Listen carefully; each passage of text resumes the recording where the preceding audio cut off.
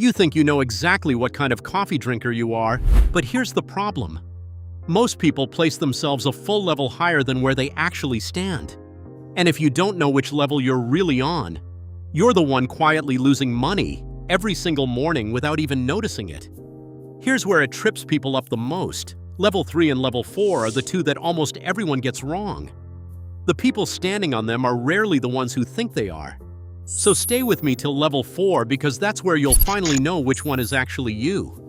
One important thing before we get started: subscribe to the channel or you won't see the valuable tip that will save you a lot of money. Level 1. The fuel drinker. This is coffee as a drug and nothing more. Instant granules, the office pot, whatever's been burning at the bottom of the gas station carafe since 6 in the morning. The fuel drinker doesn't taste their coffee, they deploy it. It's caffeine with a delivery mechanism, and they'd take it through a drip if that were socially acceptable. Here's what's interesting though. The fuel drinker is the most honest person in this entire video. They spend almost nothing, maybe 5 to 10 cents a cup, and they make zero claims about caring. No pretense, no performance, just function. There's no trap at Level 1. The ceiling is low and the coffee is forgettable, but nobody's getting robbed. It's the one level where what you pay and what you expect are perfectly honestly matched. If you're here and you're genuinely happy, stay. But most people don't stay, because one day somebody hands them a real cup of coffee, and that's where the trouble starts. Level 2. The convenience convert. This is the person who discovered that good coffee exists, and then made the most expensive possible decision about it. They didn't learn to make it, they decided to buy it every single day.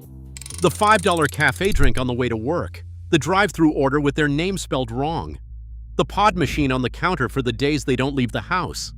The convenience convert has excellent taste and the worst economics in the entire coffee world, and the numbers are brutal.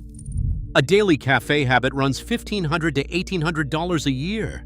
Pods land around 70 to 90 cents a cup. That's $50 to $65 per kilogram of coffee that was ground and sealed in aluminum months ago.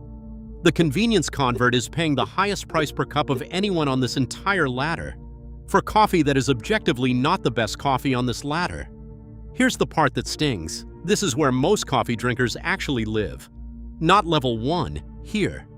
Stuck at the exact level that costs the most and delivers the least. Paying a convenience tax every single morning, forever. The trap isn't that they're careless, it's the opposite. They care enough to want good coffee, but not quite enough yet to make it themselves. That gap is the most expensive piece of real estate in coffee.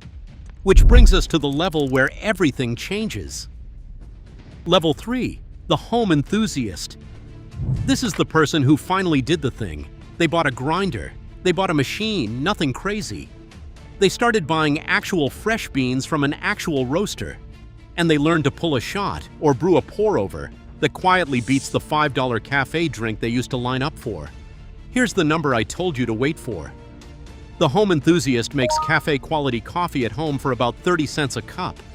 30 cents compared to $5. That is not a small edge. That is the single biggest value jump in the entire coffee world. And it's available to literally anyone willing to spend a few weeks learning. And here's the tip that saves you the most money, said out loud, exactly as promised. The machine is not the bottleneck. Fresh beans and a proper burr grinder account for most of what ends up in your cup. Get those two things right, keep your gear clean, and a modest setup will outbrew a fancy one every time. That one sentence is worth more than most people's entire coffee budget. This is the sweet spot. Best coffee to dollar ratio on the ladder by a mile. For most people watching this, Level 3 isn't a stepping stone. It's the finish line. You could stop right here forever and win. Most people don't, and this is where it gets dangerous. Because the next level looks like progress, and is actually a wall. Level 4. The gear chaser. You would never guess this one, so let me just say it plainly. Level 4 is a step down in value disguised as a step up.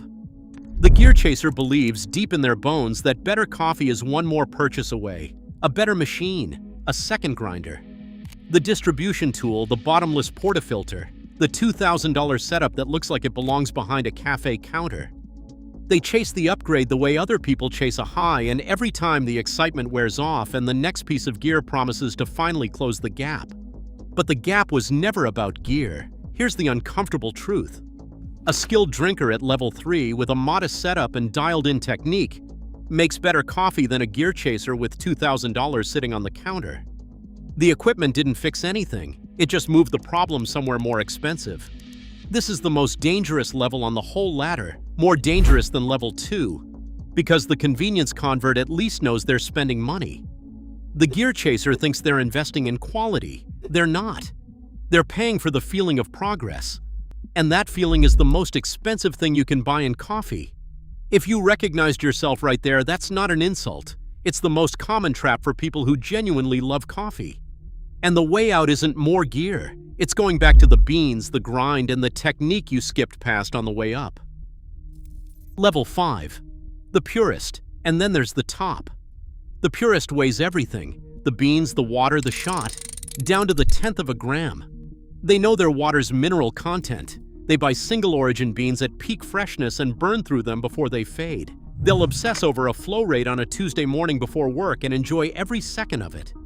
Here's the honest split. For a small number of people, this is real craft, correctly pursued.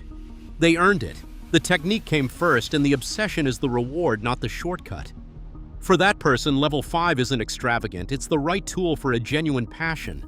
For everyone else, it's a passion tax. It's the most expensive way to make coffee that tastes about the same as what a dialed-in level 3 drinker pulls for 30 cents. The difference between the two isn't the gear or the ritual. It's whether the person actually earned the skill or just bought the equipment and hoped.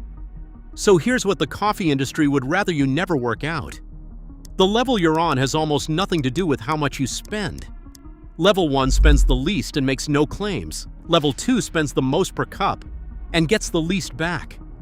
Level 4 spends a fortune chasing a quality gap the gear can't close.